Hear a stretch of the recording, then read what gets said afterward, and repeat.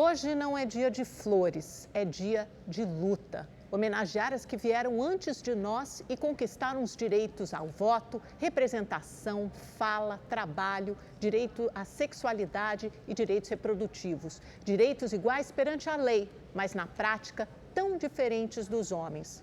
Não há igualdade de gênero num país em que uma mulher morre a cada 6 horas vítima de feminicídio. Não há igualdade quando recebemos salários 20% menores, ocupamos menos cargos de chefia. Não há igualdade com tão poucas mulheres eleitas para o parlamento e, quando eleitas, apalpadas por homens em plenário. Não há igualdade quando mulheres têm medo e vergonha de denunciar seu agressor. Sofrem em silêncio a violência física e psicológica e são as maiores vítimas de violência nas redes sociais.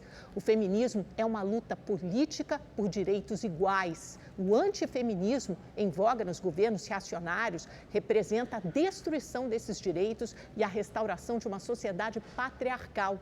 É o que defendia o governo anterior de Jair Bolsonaro, que via a liberdade das mulheres como ameaça. Dava péssimo exemplo como presidente ao agredir mulheres, agrediu jornalistas mulheres. Instituir políticas de igualdade de gênero, como Lula fez hoje, é colocar o país no lado certo da história. Ser feminista deveria ser obrigação de qualquer governo. É nossa obrigação como mulher educar nossas filhas e filhos homens a combater o machismo estrutural. Hoje não basta avançar, é preciso não retroceder.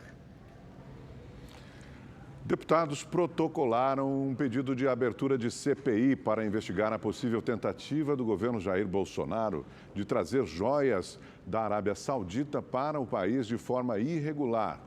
À CNN, o ex-presidente confirmou que ficou com as peças de uma das caixas trazidas. Os deputados Túlio Gadelha, da Rede, e Rogério Correia, do PT, protocolaram o pedido de abertura da Comissão Parlamentar de Inquérito. Agora começa a fase de coleta de assinaturas. Pelo regimento da Câmara, o requerimento precisa de 171 assinaturas para a instalação da comissão. A CPI quer investigar se houve troca de favores entre o governo brasileiro e o governo árabe. Precisamos de averiguar o que aconteceu, porque aí há uma relação promíscua do presidente da República com estes presentes. Os parlamentares também querem saber se o ex-presidente Jair Bolsonaro iria ficar com as joias como bem pessoal. Por decisão do Tribunal de Contas da União, aprovada em 2016, bens recebidos por presidentes devem ser incorporados ao acervo da União. A denúncia é de que um assessor do ex-ministro Bento Albuquerque tentou entrar no Brasil com as joias, avaliadas em mais de 16 milhões de reais, sem avisar a Receita Federal. Os objetos estão apreendidos. Além disso, a comitiva de Bento Albuquerque recebeu um segundo presente, uma outra caixa com joias masculinas. Esse pacote foi incorporado pelo último governo ao acervo público, no fim do ano passado.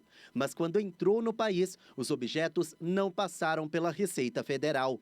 O príncipe Mohammed bin Salman foi quem deu os presentes. Considerado um ditador, ele é acusado de envolvimento em diversos crimes, como homicídio e tortura. Em 2018, o jornalista Jamal Khashoggi foi assassinado em Istambul, na Turquia, enquanto entrava na embaixada da Arábia Saudita. Na época, pessoas ligadas ao primeiro-ministro foram apontadas como autoras do crime.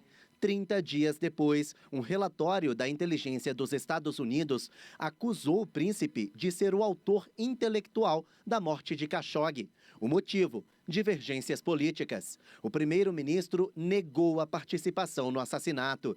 Mohammed bin Salman deu os presentes ao governo brasileiro em outubro de 2021, quando a comitiva de Bento Albuquerque representou Bolsonaro num evento internacional. Hoje, o ex-chefe da comunicação social do governo, Fábio Van Garten, publicou uma carta enviada ao primeiro-ministro saudita em novembro de 2021 e com assinatura de Bento Albuquerque. Nela, o ex-ministro de Minas e Energia informa que os presentes foram incorporados ao acervo brasileiro, como manda a legislação. Mas, na época, um dos presentes estava apreendido na Receita Federal e o outro só foi incluído um ano depois. Hoje, o ex-presidente confirmou que ficou com as joias masculinas, avaliadas em R$400 mil.